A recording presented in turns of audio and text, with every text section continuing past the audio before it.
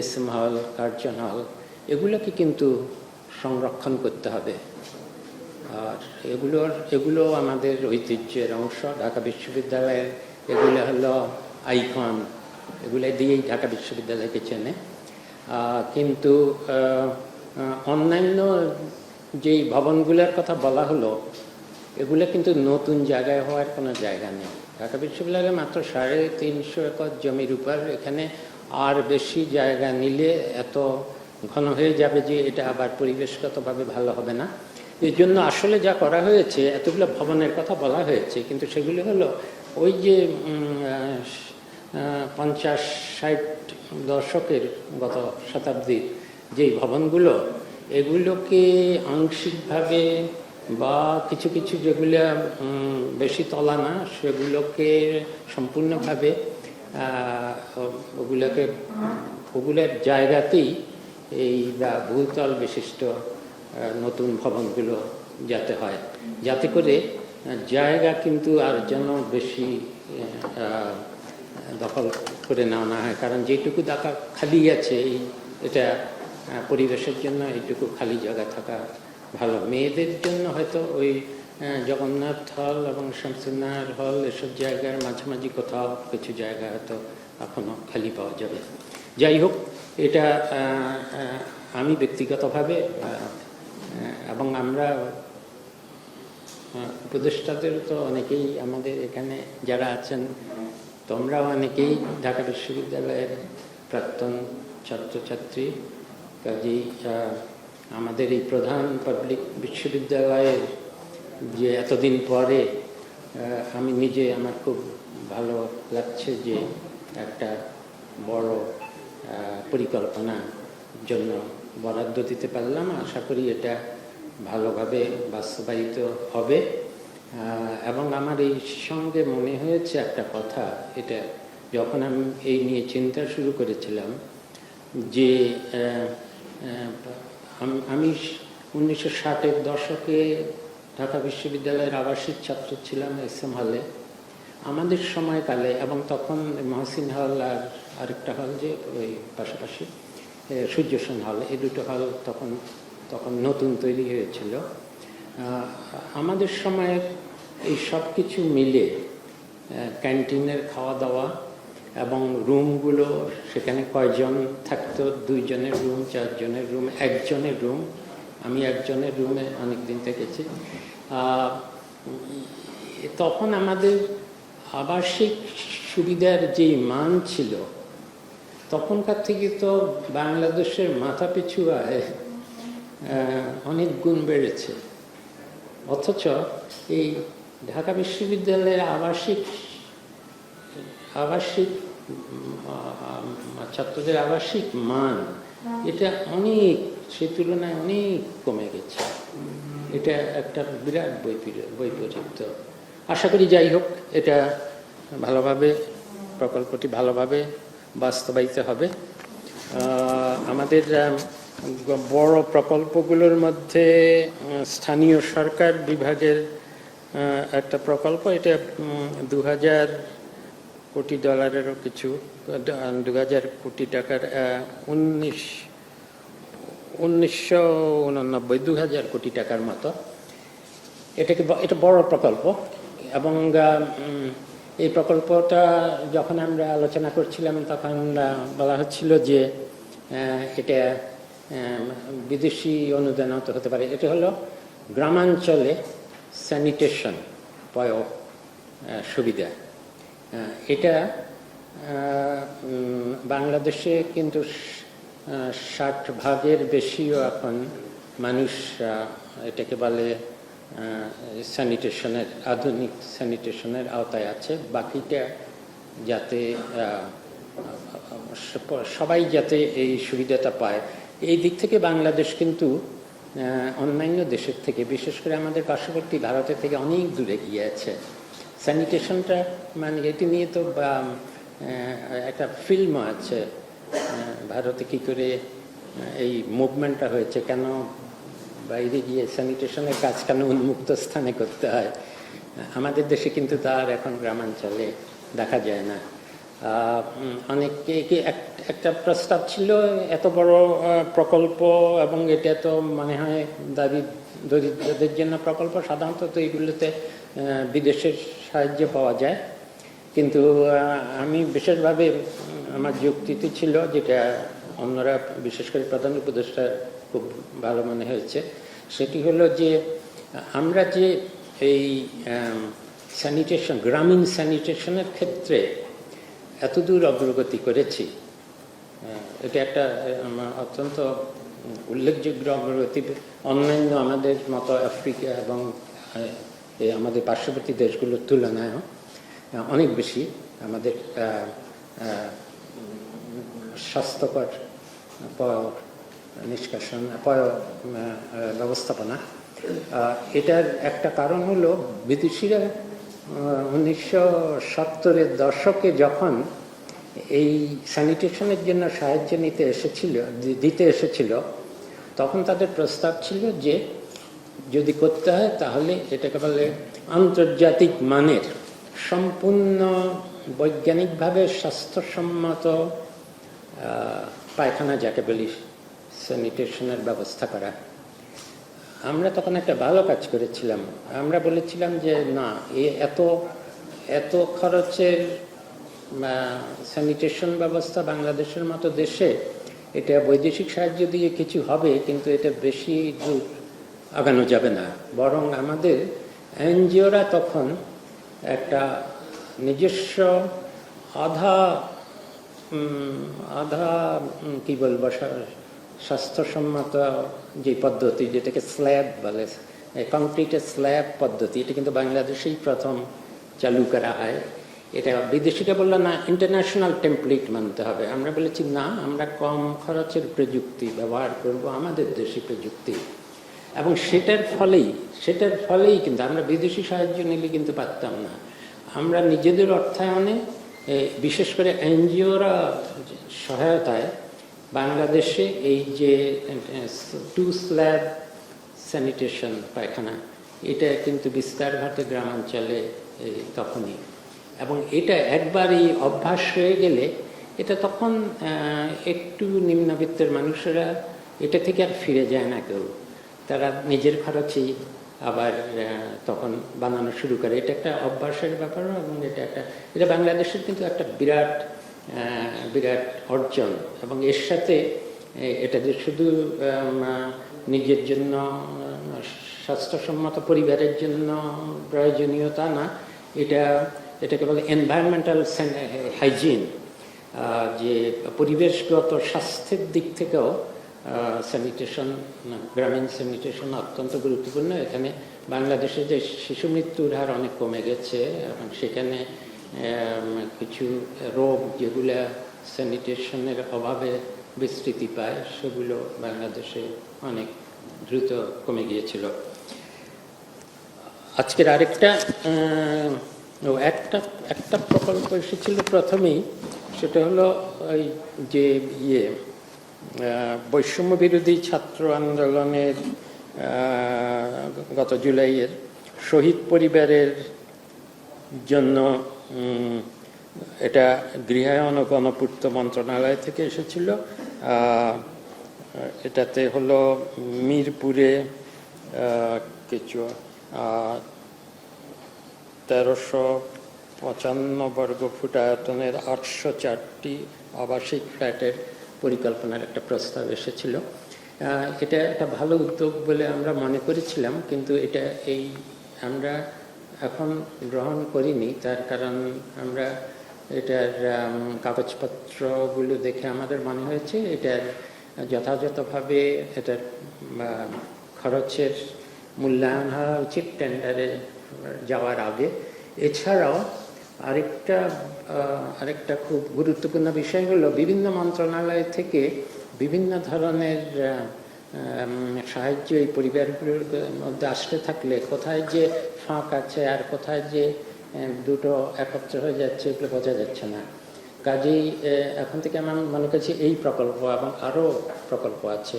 আর তাছাড়া ওইসব পরিবারের জন্য ভাতার যেসব ব্যবস্থা আছে, এগুলো সবগুলো, এবং যারা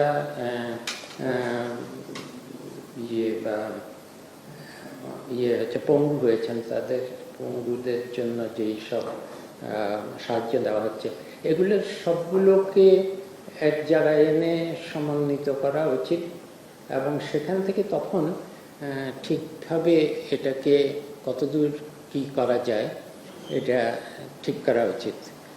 যেমন আবাসিক এই সুবিধাটা দিতে গেলে এখানে উত্তরাধিকারের প্রশ্ন উঠবে, শুধু ঢাকাতেই মিরপুরে কেন, অনেকে তো গ্রামাঞ্চলে এবং অন্য শহরে থাকে, কাজেই এটা ভালো উদ্যোগ ছিল, কিন্তু এটাকে আরও পরিকল্পনা করতে হবে এবং এটা ব্যয়ের প্রাক্কলন ঠিকমতো হয়েছে কিনা এই জন্য এই একাধিক মন্ত্রণালয়কে এটাকে সমন্বয় করতে বলা হয়েছে। শেষ পর্যন্ত এটা মুক্তিযুদ্ধ মন্ত্রণালয় এটাকে সমন্বয় করতে হবে, কিন্তু এটা ভালো উদ্যোগ, আমরা এর পক্ষপাতী, কিন্তু আমরা আরও পরিকল্পিতভাবে এখানে এগোতে চাই। আর অনেক প্রকল্প বোধহয় এগুলো তো লিস্ট দেওয়া আছে, খুব এমন কিছু না। চট্টগ্রামের একটা খাল খনন হচ্ছে, বড় কি খাল যেন, এটা পানি নিষ্কাশনের জন্য ভালো হবে, কিন্তু এটা চাক্তাই খাল, এটা বহুদিনের প্রকল্প, কিন্তু শেষ পর্যন্ত এটা শেষের দিকে, এটা শেষ হয়ে যাবে, এটার জন্য যা বরাদ্দ দেওয়া দরকার। আর হলো চট্টগ্রামের আরেকটা হলো যে একটা কালুরঘাট থেকে এটাকে বলে আউটার রিং রোড, এটা অনেক দিন ধরে এটার কাজ চলছে, বহুবার এটার সময় বাড়ানো হয়েছে। এবার আমি চট্টগ্রামে নিজেই গিয়েছিলাম, ওখানে এখন শেষ পর্যায়ে, এবং মেয়র মহোদয় বলেছেন যে তিনি এখন খুব ভালোভাবেই এটা করবেন, কিন্তু এতদিন কেন লাগলো? ঠিকাদারের অনেক পরিবর্তন হয়েছে, কিছু অনিয়ম ব্যত্যয় একদমই দেখা যায় হয়েছে, কিন্তু শেষ পর্যন্ত এটা ভালোভাবেই শেষ হবে বলে আমি মনে করছি। গতবারের ইয়ে নিয়ে কিছু সংবাদ দেখলাম যে সমাপ্ত বছরের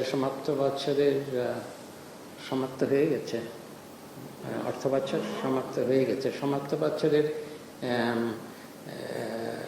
সংশোধিত বার্ষিক উন্নয়ন পরিকল্পনার কত ভাগ যেন আমরা 70 ভাগেরও কম বাস্তবায়ন ছিল, আর সংশোধিত এডিপিও তো অরিজিনাল এডিপি থেকে ছোট করা হয়েছিল। আমি যখন একদম যেদিন আমার মনে আছে আমি বলেছিলাম তখনই যে যেদিন সংশোধিত এডিপি পাস হয়েছে, আমি বলেছিলাম যে এটাও আসলে বাস্তবায়িত হবে না, এবং আমার এইরকম বাস্তবায়নে আমি মনে করেছিলাম এত দূরই হবে। কিন্তু এই বছরে যেহেতু আমরা অনেকগুলো নতুন প্রকল্প আছে, অত বেশি কাটছাট করে যাচাই বাছাই করতে হচ্ছে না, এখন থেকে পূর্ণ গতিতে আশা করি এবছরের প্রকল্পগুলো চালু রাখা যাবে। ঠিকাদারদের সমস্যা এবং প্রকল্প পরিচালকদের সমস্যা নিয়ে আমরা আলাপ করেছি। আইএমইডির পক্ষ থেকে একটা প্রতিবেদনও তৈরি করা হচ্ছে, একটা পূর্ণাঙ্গ প্রতিবেদন আমরা চাই। সেটা হলো কেন অসংখ্য ঠিকাদার পালিয়ে গেল, কোথায় কোথায় সেখানে আসলে অনুসন্ধান করা, তদন্ত করে দোষীদের শনাক্ত করা উচিত, কত ধরনের অর্থের অপচয় বা দুর্নীতি হয়েছে, এবং প্রকল্প পরিচালক যারা সরকারি কর্মকর্তা তাদেরই বা দায় কতটুকু, তারা কোনো প্রকল্পে কেন ঠিকাদার কাজ শেষ হওয়ার আগেই তার থেকে বেশি টাকা পেয়ে গেল এবং এখন আর পাওয়া যাচ্ছে না, পালিয়ে গেছে। এরকম অনেক সারা দেশের অনেক প্রকল্প আছে যেগুলোতে ঠিকাদার পালিয়ে গেছে, কিন্তু ঠিকাদারদের কাজ বুঝে নেওয়া হয়নি, এবং অনেক জায়গায় প্রকল্প পরিচালকরা যারা সরকারি কর্মকর্তা তারা অনেকে স্বেচ্ছাকৃতভাবে ওইসব প্রকল্প ছেড়ে দিয়ে অন্য কোথাও বদলি হয়ে চলে গেছেন। এগুলোর একটা পুরো হিসাব আমরা নিতে চাই, এবং আজকের আইএমইডি সচিব মহোদয় এর একটা হিসাবও দিয়েছেন, এবং আমরা এটা পুরোটা একত্র করলে আরেকটা শ্বেতপত্রের মতো মানে হবে, দেখা যাক। কিন্তু আসল কথা সেটা না, কি হয়েছে তার থেকে বড় হলো যে এই বছরের প্রকল্পগুলো অন্তত যেন ওই ধরনের দুর্বিপাকে না পড়ে এবং যাতে চলতে থাকে। আর আসল যেই প্রকল্পটি নিয়ে আমরা খুবই নাজুক অবস্থায় আছি, সত্যিকারভাবে নাজুক অবস্থায়, যেটা বহুদিন বেশ কিছুদিন ধরে আমাদের নগর পরিবহন বিশেষজ্ঞ যারা দেশীয় বিদেশে আমাদের যারা বিশেষজ্ঞ আছেন তাদের সাথেও আমরা আলাপ আলোচনা করেছি। এটা হলো এই গাজীপুর থেকে এয়ারপোর্ট পর্যন্ত বাস র্যাপিড ট্রানজিট প্রজেক্ট। এটা এডিবির অর্থায়নে হয়েছে এবং ফরাসি অর্থায়নে হয়েছে। এটা এখন পূর্ত কাজ প্রায় শেষের দিকে। ওই যে র্যাপিড বাস ট্রানজিটের জন্য অনেক বাস লাগবে, কারণ এই মূল পরিকল্পনাটা তো হলো যে 3 মিনিট বা 5 মিনিট, প্রতি 5 মিনিটে একটি করে বাস যেতে থাকবে। কিন্তু এরকমের অপরিকল্পিত মেগা প্রজেক্ট চিন্তার বাইরে। প্রথমত এরকম একটা অন্যান্য দেশ থেকে দেখেই বিদেশি বিশেষজ্ঞরা এসে বলেছে, জাকার্তায় যেমন আছে বা অন্য জায়গায় যেমন অন্য নগরে যেমন আছে, কিন্তু তারা বুঝতে পারেননি যে একটা র্যাপিড ট্রানজিট বাস যেটা রাস্তার মাঝখানে হয়ে গেলে রাস্তার এপাশ থেকে ওপাশে হেঁটে যাওয়ার আর কোনো ব্যবস্থা থাকবে না, গাড়িও এদিক থেকে ওদিকে যেতে পারবে না। একটা বাই লেনে ঢুকে যেসব জায়গায় ওভারপাস আছে সেখানে হয়তো কিছু কিছু জায়গায় ভিতর দিয়ে এদিক থেকে ওদিকে যেতে পারে, কিন্তু এই জায়গাগুলোতে তো শুধু উত্তরাতে পুরোটা একটা শহর এদিক ওদিক মিলে। এখন তো একটা বড় শহর, আলাদা শহরের মতো হয়ে গেছে। তারপরে গার্মেন্টসের অনেক, তারপরে গাজীপুর পর্যন্ত ওইদিকে গার্মেন্টসের অনেক ফ্যাক্টরি আছে, এবং এই রাস্তার সমানে এদিক ওদিক পার হতে হয়। এই প্রকল্পে আমি জাস্ট কতগুলো দিক দেখাই যেগুলোতে অসঙ্গতি, এবং এই অসঙ্গতিগুলো কেন হলো, কারা এটা নকশা করলেন। এখন যে কোনো পরিকল্পনা নগর পরিবহন বিশেষজ্ঞদেরকে দেখালে সাথে সাথেই বলছেন, এটা আমাদের বুয়েটেও আছেন, আমাদের একজন বিশেষ সহকারী বিদেশ থেকে যিনি এসেছেন, শেখ মাইনুদ্দিন, যিনি এখন প্রতিমন্ত্রীর মর্যাদায় আছেন, যিনি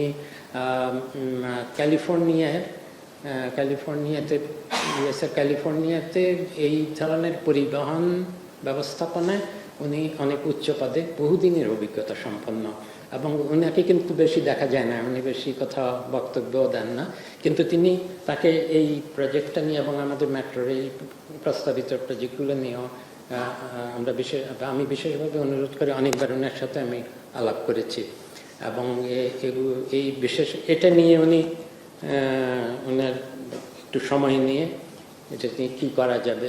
অসঙ্গতিগুলোর একটা হলো যে যাত্রাতেই এটা চিন্তা করা হলো না, যেটা সাধারণত অন্যান্য জায়গায় একটা উপশহরের মতো বা একটা ঘনবসতিপূর্ণ এলাকা, আবার দূরে আরেকটা ঘনবসতিপূর্ণ এলাকা, মাঝখানে বেশি ফাঁকা ফাঁকা, এরকম জায়গায় বাস র্যাপিড ট্রানজিট দেওয়া হয়, যেখানে এদিক থেকে ওদিকে লোক চলাচল কম করতে হয়।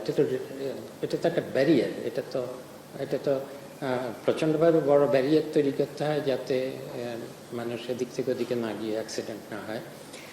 তারপরে হলো এই ধরনের র্যাপিড বাস ট্রানজিটের চাহিদা কী হবে। আমরা এখনো দেখিনি। আমরা আজকে সিদ্ধান্ত নিয়েছি যে এগুলো সব আসলে মূল নকশা কারা করেছে এবং এর সম্ভাব্যতা যাচাই কিভাবে হয়েছে।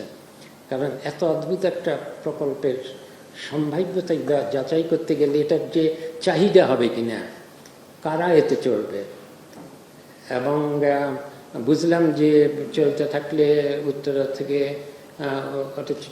চাহিদাও যদি থাকে। অসঙ্গতিগুলো হলো যে প্রত্যেকটা স্টেশনে এটাতে এসকালেটর দেওয়া হয়েছে। আমাদের দেশের এসকালেটর বুঝলাম যে অত বেশি অসুবিধা নাই, কিছুদিন পরেই এটা অন্তত এটা চলবে না। পাবলিক প্লেসে বাংলাদেশে এসকালেটর বেশি দিন চলে না, এটা সিঁড়ি অন্তত সেই হবে। কিন্তু অনেকগুলোতে লিফট দেওয়া হয়েছে। মানুষের আবাসিক বাড়িতেই লিফট কিছুদিন পর পর নষ্ট হয়, আর এসব জায়গায় এতগুলো স্টেশনের লিফট। তারপরে জায়গার অভাবে অনেকগুলোতে যেখানে সে পেভমেন্টে ফুটপাথে এসে এই এসকালেটর বা নামতে হবে বা উঠতে হবে, ফুটপাথ বন্ধ হয়ে গেছে। তার ফলে মানুষ কী করবে, যারা হেঁটে যাচ্ছে ফুটপাথে তারা রাস্তাতে নেমে পার হতে হবে। এটা আরেকটা দুর্ঘটনার কারণ হতে পারে। আরেকটা হলো ওই স্টেশনে নেমেও ফুটব্রিজ উপরে উঠে কে পার হবে। আর যত ব্যারিয়ারই দেওয়া হোক, যারা এই পরিকল্পনাটা করেছিলেন, নকশা করেছিলেন, তাদের তো বাংলাদেশের অভিজ্ঞতা বোঝা উচিত যে যত ফুটব্রিজই বানানো হোক না কেন, আমাদের উৎসাহ উদ্দীপনা রাস্তা পার হওয়াতে অভ্যাসটা এমন যে কোনো ব্যারিয়ার দিয়ে কাউকে ঠেকানো যাবে না, রাস্তার মাঝখান দিয়ে পার হবে, এটা তো সবাই জানা ছিল। তাহলে এই যে রাস্তা এদিক থেকে ওদিকে যেতে হবে, এটা তো শুধু স্টেশনগুলোতে না, উত্তরার মতো জায়গায় এত বেশি স্কুল, হসপিটাল এবং বাসাবাড়ি আছে যে এটা চালু হলে আসলে অন্তত আরও আমাদের বিশেষজ্ঞদের এখন এটা যদি এই প্রকল্প চালিয়ে যেতে হয় তাহলে আরও নিজেদের খরচে আমাদের অন্তত 10টা ফুট ওভার ব্রিজ আলাদা লাগবে। কারণ তা না হলে রাস্তা পার হতে গিয়ে পার তো হওয়ার কোনো সিস্টেম থাকবে না, কিন্তু টপকিয়ে পার হতে গেলেও সমস্যা হবে। এখন এই প্রকল্প ছিল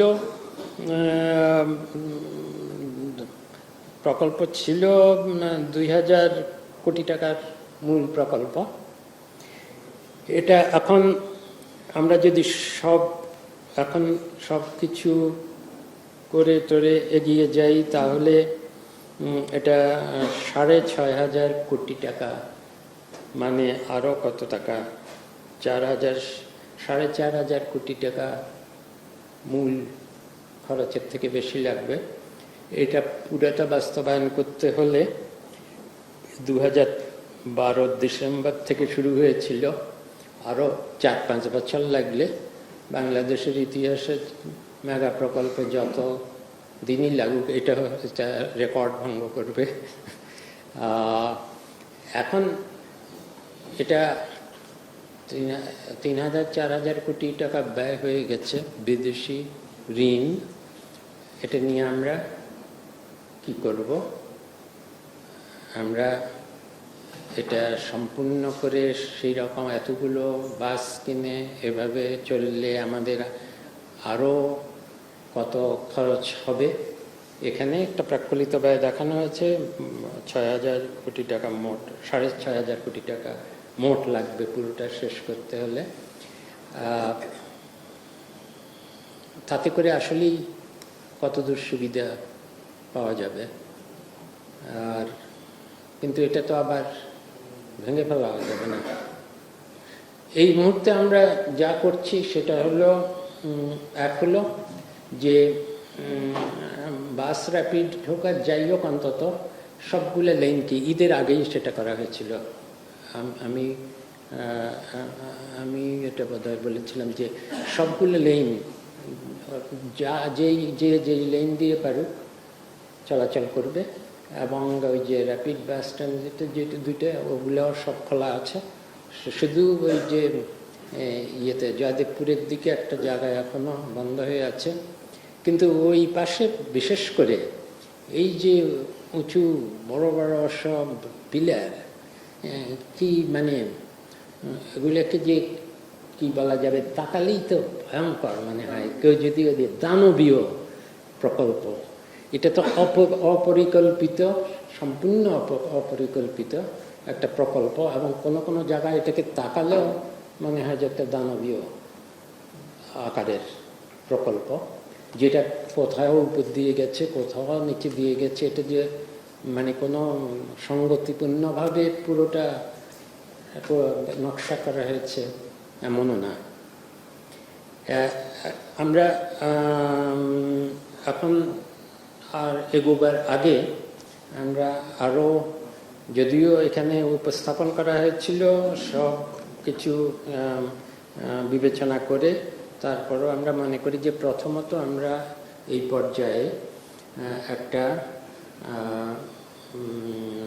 সড়ক সেতু মন্ত্রণালয়ের অধীনে প্রথমত আমাদের বিভিন্ন মন্ত্রণালয়ের, সংশ্লিষ্ট মন্ত্রণালয় নিয়ে কাগজপত্রগুলো দেখব।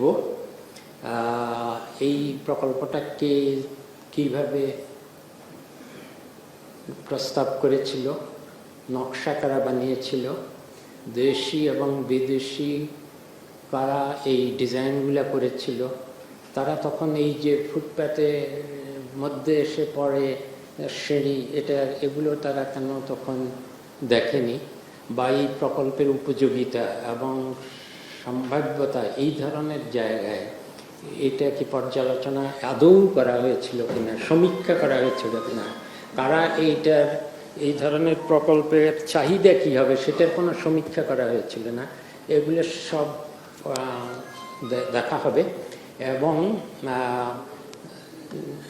ওই কমিটিতে আমরা কিছু আইনজ্ঞ, দেশি আইনজ্ঞ, প্রয়োজনে বিশেষ বিদেশি আইনজ্ঞ এবং আমাদের যারা বিশেষজ্ঞ আছেন সবাইকে নিয়ে আমরা বিবেচনা করে দেখতে হবে যে প্রথমত এর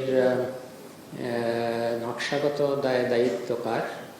এখানে অনেকে বলেছিল বিদেশি পরামর্শকদেরকে তাহলে দায়ী করতে হবে। আমার মতে যে, আমার অভিজ্ঞতায় বলে যে বিদেশি ঋণে বিদেশি পরামর্শকরা যখন আসে, আমরা যখন ওগুলোতে সরকারের পক্ষ থেকে ওগুলোকে স্বাক্ষর করি, তখন আমরা ছোট ছোট নিচের লাইনগুলো দেখি না। এইসব অধিকাংশ চুক্তিতেই লেখা থাকে বিদেশি পরামর্শকদের, বিদেশি বিশেষজ্ঞদের কোনো দায়িত্ব থাকবে না, আমার অভিজ্ঞতা। এখন সবাই বলছে যে ঠিক আছে এই প্রকল্পের ক্ষেত্রে যাচাই বাছাই করে দেখাও, কিন্তু আমি হচ্ছে আমি নিশ্চিত যে ওইসব, যে আমি অন্য প্রকল্প তা দেখেছি যেখানে প্রকল্প থেকে কোনো সুবিধা পাওয়া যায়নি, কিন্তু বিশেষজ্ঞরা চলে গেছে, তাদেরকে ধরার উপায় নেই, কারণ ওই লেখা থাকে যে তাদের এই প্রকল্পের থেকে সুবিধা পাওয়া গেল কিনা, এই প্রকল্প ব্যর্থ হলো না সফল হলো, তার কোনো দায়িত্ব তাদের নাই। কিন্তু আমাদের সরকার এবং আমাদের সরকারের পক্ষে যে বিশেষজ্ঞরা এগুলো করেছে তাদের দায়িত্ব তো তাদের এখানে আছে। এই মুহূর্তে আমরা এখন এই লেনগুলো চালু রাখবো। একটা বিকল্প প্রস্তাব পরিকল্পনা কমিশন করেছে যে যদি এই লাইনগুলোকে খুব সচল রাখা যায় তাহলে তো পাশের লেনগুলোর তুলনায় এটা দিয়ে জোরে যেতে পারবে। কাজেই এটাকে কি টোল, মানে এটা তো অনেক খরচ হয়ে গেল, অন্তত কিছু আয় টোল পদ্ধতিতে র্যাপিড লেন হিসাবে টোল আদায় করার যায় কিনা, এরকম একটা প্রস্তাব আছে। আসলেই এখন পর্যন্ত কিছু নির্ধারণ করা যায়নি। যেটা নির্ধারণ করা হয়েছে সেটা যে এই প্রকল্পটা নিয়ে এগোবো কীভাবে সেটা এখনো আমরা নিশ্চিত না। অন্তত লেনগুলো সব খোলা থাকুক, সবাই ব্যবহার করুক, যদিও তাতে কোনো সান্ত্বনা পাওয়ার কিছু নেই, কারণ 4,000 কোটি টাকা খরচ হয়েছে কি শুধু এই পুরো রাস্তাটাই তো খোলা ছিল। এখানে তো যে কোনোভাবেই ব্যবহার করা যেত, বাসের জন্য আলাদা বে করা যেত, সব কিছুই অনেকভাবে এটাকে ব্যবহার করে। যাই হোক, আর এর ঋণের চুক্তি যেভাবে হয়েছে, কীভাবে হয়েছে না হয়েছে, আমরা এগুলো যাচাই বাছাই করে একটু দেখতে চাই। এই মুহূর্তে আমরা এটা নিয়ে কোনো সিদ্ধান্ত নিইনি। আপাতত এই বড় প্রজেক্টগুলো এই আমাদের আপনারা আছেন, ওনাদের প্রশ্ন তো থাকবেই। এখানে আমাদের আছে, এটা একটা আমাদের নিউজ লেটার একটা বের হয় এখন থেকে, এটাতে কি আছে আমি জানি না। ইনফ্লেশন কিপস ফলিং নিউজ, এটা তো সবাই জানে। কিন্তু আবার চালের দাম কেন বাড়ছে এই মরশুমে? এটা কি মরশুম? বড় পার হয়ে গেছে। এখন এই সেপ্টেম্বর, অক্টোবর, নভেম্বর, সেপ্টেম্বর তো হয়নি, সেপ্টেম্বর, অক্টোবর, নভেম্বর হলো আমাদের দেশের রংপুরের মঙ্গা, কিন্তু সারা দেশেই এই সময়টাতে চালের দাম কম থাকে। এখনই বা আচ্ছা, আরেকটা হয়েছে যে আমার নিজের যাওয়ার উচিত ছিল, কিন্তু ভিএনআর মানে voluntary national review of SDG, টেকসই উন্নয়নের নিজেদের দেশ থেকেই প্রকল্পের অগ্রগতি কী হয়েছে। তো আমি আমাদের এই সূচকগুলোর দিকে আগের সূচকগুলো ছিল সহস্রাব্দীর উন্নয়ন, এমডিজি, মিলেনিয়াম ডেভেলপমেন্ট গোলস, উন্নয়ন লক্ষ্যমাত্রা, আর এখন 2015 সাল থেকে হলো এসডিজি, সাস্টেইনেবল ডেভেলপমেন্ট গোলস। আমি ছোট একটা প্রিফেস লিখেছিলাম ওখানে, সেই প্রিফেসেই আমি আমার গল্পটা বলেছি। আমি নিজে যাইনি, কিন্তু আমি যেভাবে এটাকে দেখেছি, কারণ এদিকে তো আমি আগেও গবেষণা করেছি যে বাংলাদেশের সামাজিক উন্নয়নের সূচকগুলোতে কেন এত অসাধারণ অগ্রগতি হয়েছিল। শিশু মৃত্যুর হার কমা, মেয়েদের স্কুলে যাওয়া, মহিলাদের বাইরে কাজে যোগদানের হার, জন্মের হার কমানো, জনসংখ্যার হার কমিয়ে আনা, এই সব সূচকগুলোতে তো বাংলাদেশ 1990 সাল থেকে এই সূচকগুলোর দিকে এগুলো এত দ্রুত বেড়েছে বাংলাদেশের তুলনায়, অন্যান্য দেশের তুলনায়। এটাতে আমার নিজের অনেক গবেষণা আছে। বাংলাদেশের ডেভেলপমেন্ট সারপ্রাইজ, অনেকে বলে যে সেই ডেভেলপমেন্ট সারপ্রাইজ সার্চ করলে আমার নিজেরই আন্তর্জাতিক গবেষণা অনেকগুলো আছে, সেখানে বা অমর্ত্য সেনেরও আছে এটা নিয়ে কমেন্ট অনেক। সেটা ছিল যে আমরা তখন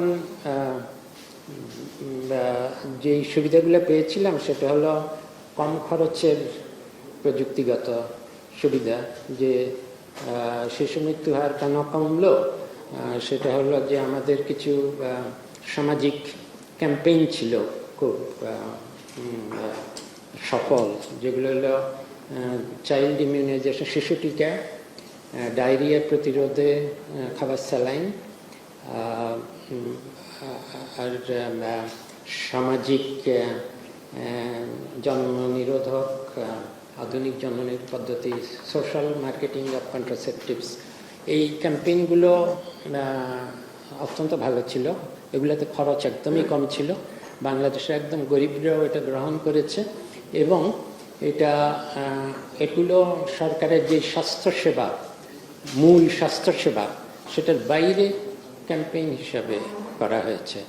তো যখন বলা হয় যে বাংলাদেশ কী করে এই স্বাস্থ্য শিক্ষা সেবার যেই মান, সেখানে এত থেকে মানে অসঙ্গতি থেকে, যে স্বাস্থ্যকর্মীরা ঠিক জায়গায় থাকে না, হসপিটালগুলো এই অবস্থা, সেখানে কি করে এই সূচকগুলোতে এত ভালো করলো? তার কারণ ছিল যে এই ক্যাম্পেইনগুলো প্রথমত কম খরচে গরিব মানুষরা গ্রহণ করতে পারত, এবং এটা এই ক্যাম্পেইনগুলোর মাধ্যমে এই প্রযুক্তিগুলো, কম খরচের প্রযুক্তিগুলো সব বাড়ি বাড়ি গিয়ে পৌঁছে দেওয়া হয়েছিল, এবং মহিলারা বিশেষ করে এগুলো গ্রহণ করে একটা বড়, যেটাকে কিন্তু এরপরে আমরা তখনই বলেছিলাম, যারা গবেষণা করেছিলাম এইসব ব্যাপারে, যে বাংলাদেশের এই অগ্রগতি ধরে রাখা যাবে না যদি না শিক্ষা এবং স্বাস্থ্য খাতে জিডিপির অনুপাতে বা বাজেট ব্যয়ের অনুপাতে যদি, বা মাথাপিছু অনুপাতে যদি এত কম বরাদ্দ, যেটা অন্যান্য দেশের তুলনায় অনেক কম, সেটা যদি না বাড়ানো হয়, এবং স্বাস্থ্য এবং শিক্ষার মান যদি, স্বাস্থ্যসেবা এবং শিক্ষার মান যদি আরও বাড়ানো দেওয়া হয়।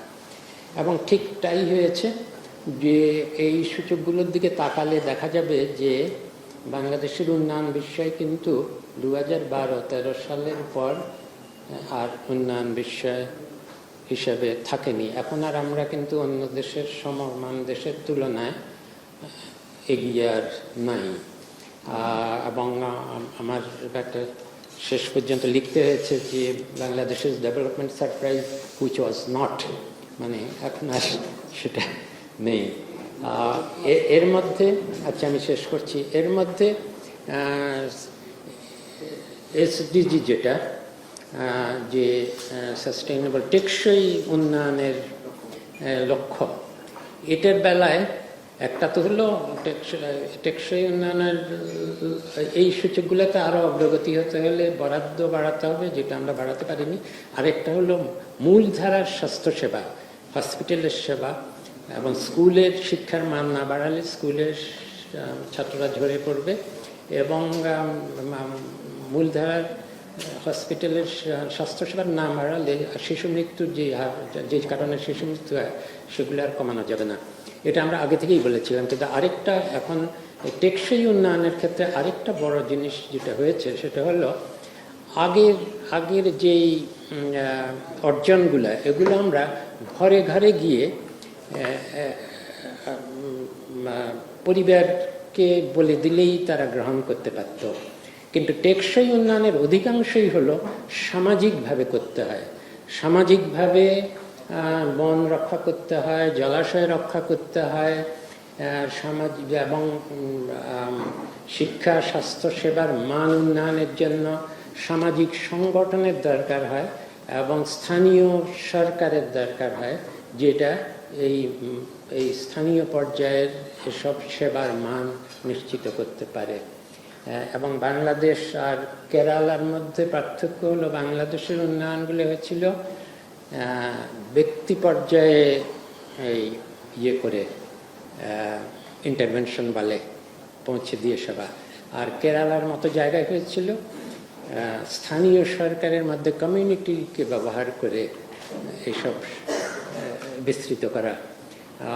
টেকসই উন্নয়নের ক্ষেত্রে আর আমরা এই বাড়িতে বাড়িতে গিয়ে কিছু করে আর পারা যাবে না, কারণ এগুলো সবই হলো পরিবেশ রক্ষা এবং যে কোনো উন্নয়নকে পরিবেশ সঙ্গত করা, যেগুলোতে স্থানীয় সরকার যদি শক্তিশালী না হয় তাহলে পারা যায়। এই কারণে আমার ওই গল্পের শেষটা ছিল যে এই যে আমাদের সামাজিক উন্নয়নের সূচকগুলো 2012-13 সালের পর কিন্তু এসে একদম স্থবির হয়ে গেছে। এই পরিসংখ্যানগুলো আছে আমাদের কাছে। এটার অনেকগুলো কারণ তো আছে, যে বরাদ্দ বাড়ানো হয়নি এবং সেবার মান বাড়ানো হয়নি। কিন্তু আরেকটি হলো যে এই ধরনের স্থানীয় উদ্যোগ, স্থানীয় সরকারের মাধ্যমেই হোক বা স্থানীয় জবাবদিহিমূলক প্রতিষ্ঠানের মাধ্যমেই হোক, এটা কোনো অগণতান্ত্রিক নিপীড়নমূলক শাসন ব্যবস্থায়, যেটা কেন্দ্রীভূত নিয়ন্ত্রিত শাসন ব্যবস্থা, যেখানে স্থানীয়ভাবে প্রতিনিধিত্ব কম এবং স্থানীয় সরকারের হাতে সত্যিকার প্রতিনিধিত্বশীল স্থানীয় সরকার নেই, সেখানে এই ধরনের টেকসই উন্নয়ন প্রকল্প তো দূরের কথা, আগে আমরা যেসব সামাজিক উন্নয়নের সূচকগুলোতে যে অগ্রগতি করেছিলাম সেটাও এখন স্থবির হয়ে গেছে। অনেক কথা বলেছি, এখানে শেষ। এটার গল্প এখানে আছে। এটা আমাদের ডক্টর মনজুর আহমেদের, উনি উত্তর দিতে পারবেন এটা নিয়ে। উনি এটা নিউ ইয়র্কে কাজ করে এসেছেন।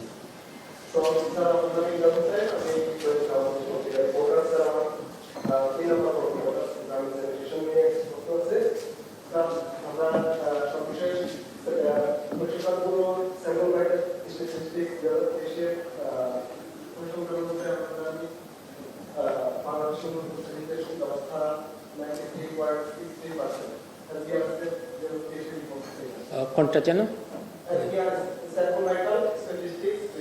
কোনটা? স্যানিটেশনে? স্যানিটেশন, হ্যাঁ স্যানিটেশন, হ্যাঁ হ্যাঁ।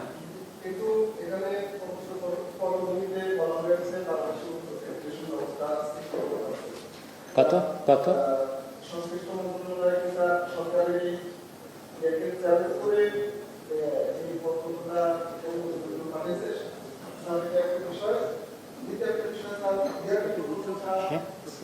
একটু বুঝেছি বোধহয়। এই প্রকল্পের ফলে আর কত দূর বাড়বে, তাই না? হ্যাঁ, হতেও পারে।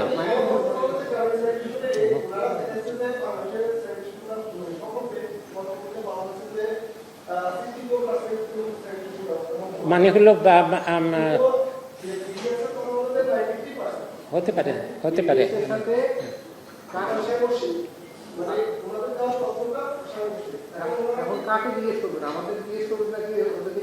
আমি এই ছোটখাটো এটার পরিসংখ্যানে ভুল থাকতেই পারে, কিন্তু যেটা আমি জোর দিয়ে বলতে পারি যে বাংলাদেশের লোকেরা অন্যান্য দেশের, নেপাল, ভারত, এদের থেকে উন্মুক্ত জায়গায় পায়খানা করে না, অনেক কম করে। এটাকে আমি এখন এই 66 না 67 এটা নিয়ে আমার কোনো ধারণা নেই।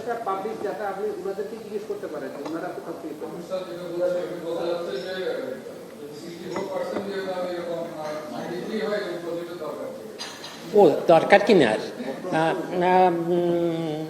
একটা প্রশ্ন উঠেছে। প্রথমত আমি বলেছি বিদেশি সাহায্যের দরকার নাই, নিজেরাই করি। আরেকটা হলো যে এখন হয়তো কিছু কিছু পকেটস আছে, হাওর এলাকা, তারপরে বিল এলাকা, প্রত্যন্ত অঞ্চল, যেখানে এখনো স্যানিটেশন হয়নি। স্যানিটেশনটা এমন জিনিস, আমরা যে সরকারি অর্থে এই 66 বা যাই হোক করেছি তা না, এটা হলো একটা অভ্যাসের ব্যাপার, দেখে দেখে শেখার ব্যাপার। সরকার যদি কিছু কিছু বানিয়ে দেয় তাহলে অন্যরা যাদের একটু বিত্তবান তারা এমনিতেই নিজেরাই আবার ওটা গ্রহণ করে, এবং একবার এই অভ্যাস হলে কেউ আর ফিরে আসে না এটার থেকে। তা এখনও কিছু কিছু জায়গায় খালি আছে, পকেটস আছে যেখানে এখনও স্যানিটেশন নাই। এই কারণে, এবং সেই সব জায়গা খুঁজে খুঁজে সেখানে সরকারিভাবে করুক। আগেও সরকারি অর্থেই করা হয়েছিল, এনজিওরা করেছিল, কিন্তু সরকারি অর্থ দিয়ে এনজিওরা এটাকে পপুলারাইজ করেছিল, কিন্তু সরকারি অর্থ। এটা হল পাবলিক হেলথ ইঞ্জিনিয়ারিং ডিপার্টমেন্ট। আমি আগে যেটা বলেছিলাম, পাবলিক হেলথ ইঞ্জিনিয়ারিং ডিপার্টমেন্টটি বিদেশি সাহায্যকে না নিয়ে দেশীয় প্রযুক্তি ব্যবহার করে শুরু করেছিল এটা।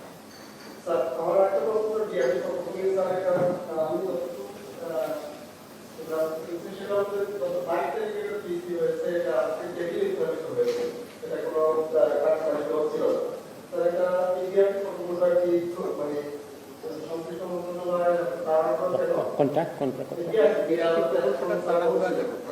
বিআরটি প্রকল্প তাড়াহুড়া কেন? বিআরটি প্রকল্প তাড়াহুড়া এই কারণে যে এটা ইনভেস্টিগেশন হওয়া উচিত তাড়াহুড়া করে, কারণ এটা তো বিদেশি লোনের, এবং যত দেরি হবে আমাদের তত এটা সম্বন্ধে একটা সুরাহা না হলে এই লোন অব্লিগেশন তো থেকে যাচ্ছে।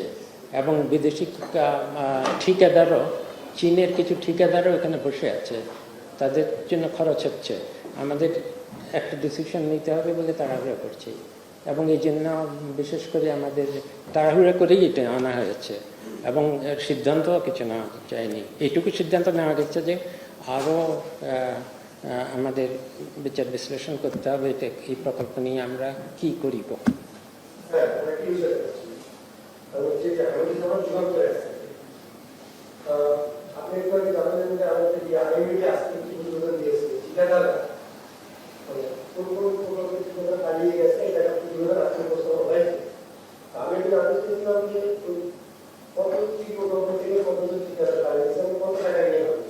দেখা যাক, আমরা খুব ভালো।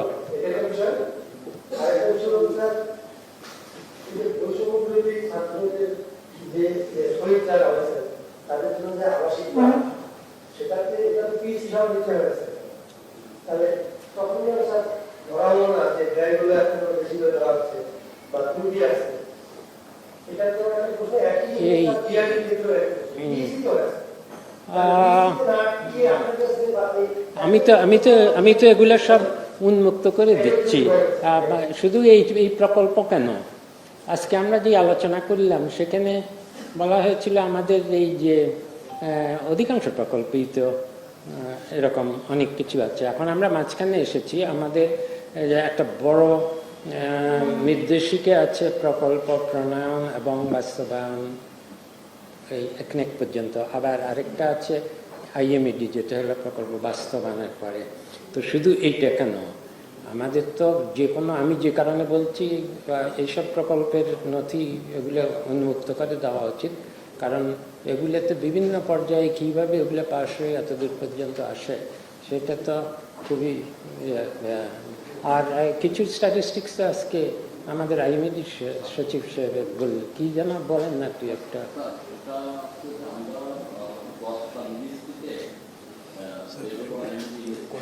কত টাকা নিয়ে পালিয়েছে, উত্তর হচ্ছে টাকা বাকি রেখে পালিয়েছে, টাকা তো অ্যাডভান্স দেওয়া হয় না।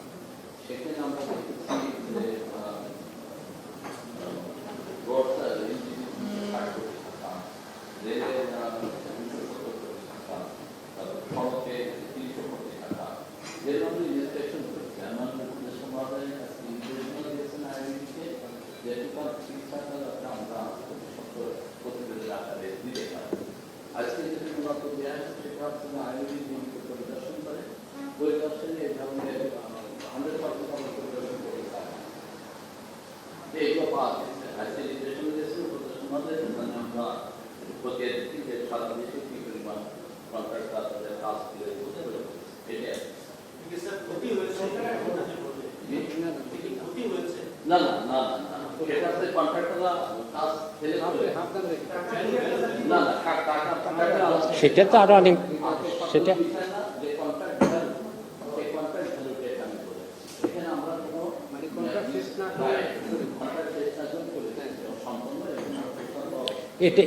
এটা ঠিক না করলে তো এই বছরও প্রকল্প আবার আটকে যাবে। এত প্রকল্প ঠিকাদার চলে গেছে যে আবার তো সবগুলোকে করতে হয়, সরকারি নিয়ম তো ব্যত্যয় করা যাবে না, টেন্ডার করতে হয়। টেন্ডার করলে পয়লাবার অনেক টেন্ডার এই যে পরিস্থিতি এখন অনেক সময় টেন্ডার ফেল করছে, আবার করতে হয়। কাজেই তারপরও চেষ্টা করছি এইবারের এডিপি যাতে বাস্তবায়ন ভালো হয়। হ্যাঁ না বাবা, আমরা টায়ার্ড, আর যদি কিছু না থাকে হ্যাঁ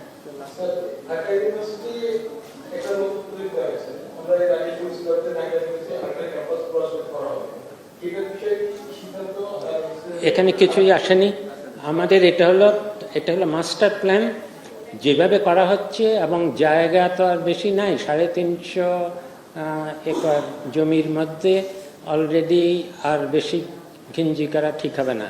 কাজেই এগুলো এই জন্য এই সবগুলো ভবন বলা হয়েছে যে এতগুলো ভবন প্রশাসনিক, এগুলো সবই হলো কিছু অর্ধেক ভেঙে বহুতল, সবই বহুতল হবে। কাজে জায়গা নষ্ট না করে যাতে বহুতল ভবন তৈরি করা যায়। নতুন ক্যাম্পাসের আর দরকার হবে না যদি এটা মাস্টার প্ল্যানে যথেষ্ট পরিমাণে সব দেওয়া আছে। আর যেটা বললাম, আরও দু একটা যদি ভবনের দরকার হয়, যেমন ছাত্রীদের জন্য আবাসিক ব্যবস্থা, তাহলে সেটার জন্য কিছু জায়গা হয়তো পাওয়া যাবে, সেখানে বহুতল করা হবে। দ্বিতীয় ক্যাম্পাসের কোনো প্রস্তাব আমি শুনিনি। কিন্তু এটাই আমাদের আজকে আমার নিজের সবচেয়ে বড় অর্জন মনে হচ্ছে, যে ঢাকা বিশ্ববিদ্যালয়ের জন্য, ঢাকা বিশ্ববিদ্যালয়ের প্রাক্তন ছাত্র এবং শিক্ষক হিসাবে আমি এই প্রথম এত বড় একটা প্রকল্প, যেটা পুরো ঢাকা ইউনিভার্সিটির সব কিছু, সুইমিং পুল, স্টেডিয়াম থেকে আরম্ভ করে ছাত্রাবাস, ছাত্রদের স্কুল মানে ক্লাসরুম পর্যন্ত সব কিছুই যাতে আবার একটা মানসম্মত ঢাকা ইউনিভার্সিটি যেই মানের হওয়া উচিত সেরকম হয়। ঠিক আছে, ধন্যবাদ।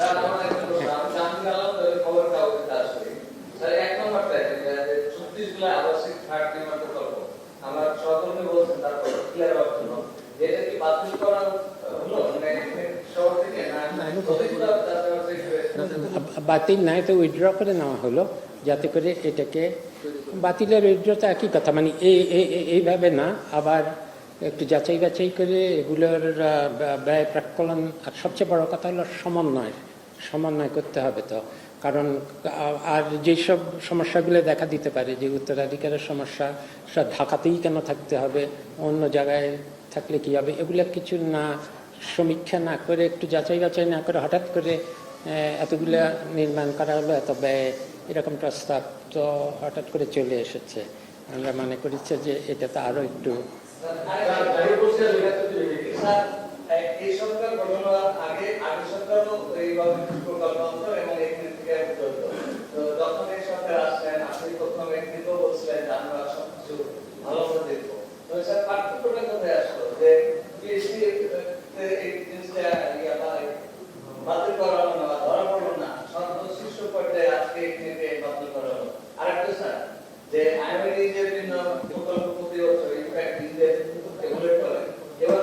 ঠিক আছে। যদি কোনোই বা পরিবর্তন না হয়ে থাকে তাহলে তো ঠিক আছে।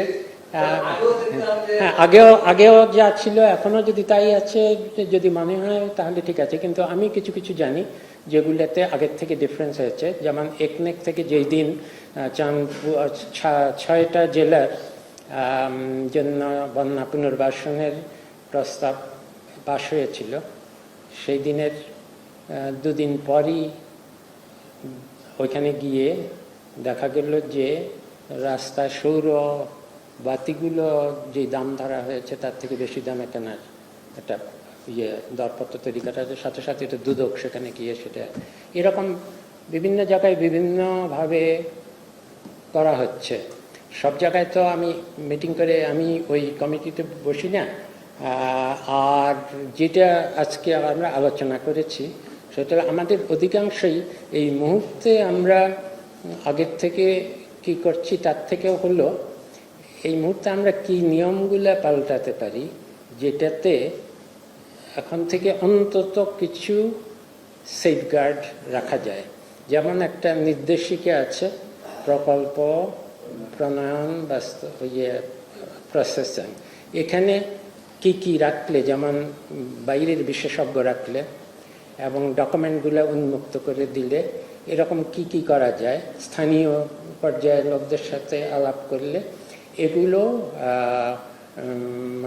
কোথায় কোথায় সংশোধন করা যায় করে এই বই পুস্তিকাটা তৈরি করার চেষ্টা করেছি। কিন্তু আমি আবার এটা আজকের মিটিংয়ে বলার পরও আমি বলেছি, তারপরও যতই বই বানাই না কেন সুশাসন যদি নিশ্চিত না হয় তাহলে এগুলো দিয়ে শুধু লাভ হবে না।